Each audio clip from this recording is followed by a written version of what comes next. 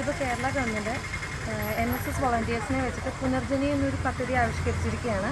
നമ്മുടെ ഗവൺമെൻറ് ആശുപത്രികളുടെ നവീകരണത്തിനും അതിൻ്റെ അടിസ്ഥാന സൗകര്യങ്ങളെ മെച്ചപ്പെടുത്താനും വേണ്ടിയിട്ടാണ് ഇത്തരമൊരു പദ്ധതി രൂപപ്പെടുത്തിയത്. അതുവഴി വിദ്യാർത്ഥികളെ കൂടുതലും സമൂഹത്തിലേക്ക് ഇറക്കാനും സമൂഹവുമായി കൂടുതൽ ഇടപെടാനും അവർക്ക് വേണ്ടി വർക്ക് ചെയ്യാനും ആ ഒരു രീതിയിൽ വിദ്യാർത്ഥികളെ ബോധവൽക്കരണം നടത്താനും വേണ്ടിയിട്ടാണ് ഇത് വിദ്യാർത്ഥികൾ വഴി NSS വോളണ്ടിയേഴ്സ് വഴി ഇത് ഏർപ്പെടുത്തിയിരിക്കുന്നത്. ഇവിടെ ഇപ്പോൾ ഞങ്ങൾ ചെയ്യുന്നത് ഇതിൻ്റെ പെയിൻറ്റിങ്, അതുപോലെ തന്നെ വീൽ ചെയറുകളുടെ എല്ലാം റിപ്പയർ, ട്രോളികളുടെയൊക്കെ റിപ്പയർ വർക്ക്, പെയിൻറ്റിങ്, അത്തരമുള്ള കാര്യങ്ങളെല്ലാമാണ് ഞങ്ങളിവിടെ ചെയ്തുകൊണ്ടിരിക്കുന്നത്.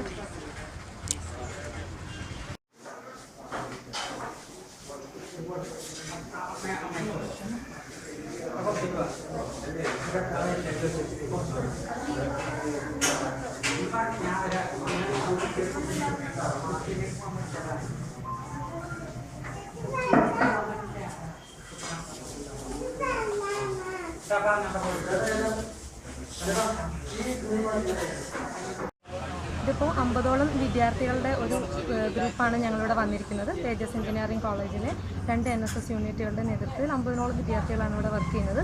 7 ദിവസത്തെ ഞങ്ങളുടെ വാർഷിക ക്യാമ്പിൻ്റെ ഭാഗമായിട്ടാണ് ഞങ്ങൾ ഈ പദ്ധതി ഏറ്റെടുത്തിരിക്കുന്നത്. ഇപ്പോൾ 3 ദിവസമായി ഞങ്ങൾ തുടർച്ചയായി ഇവിടെ ക്രിസ്മസ് വരെ മാറ്റിവെച്ചാണ് വിദ്യാർത്ഥികൾ ഇവിടെ വർക്ക് ചെയ്തുകൊണ്ടിരിക്കുന്നത്.